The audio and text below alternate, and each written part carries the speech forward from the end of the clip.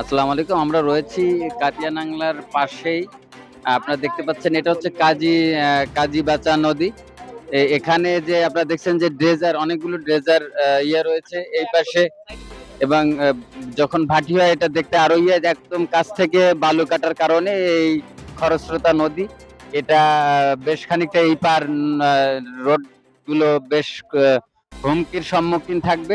সে কারণে স্থানীয় লোকজন এসেছে তাদের সঙ্গে কথা বলতে, যে এখান থেকে অ্যাসিলেন্ট সাহেব তাদেরকে যে ম্যাপ দেওয়া হয়েছে আরো অদূরে, সেখান থেকে তারা একেবারে কাছ থেকে এই বালিগুলো কাটছে, যা এটার নদীর নাব্যতা হারাতে পারে এবং এই হুমকির মুখে পড়তে পারে এই অফ দা রোড।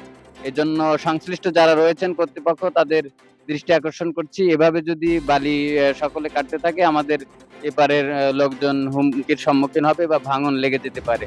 বিষয়গুলো কর্তৃপক্ষ আমলে নিবে বলে মনে করছি। NKTV news, Khulna.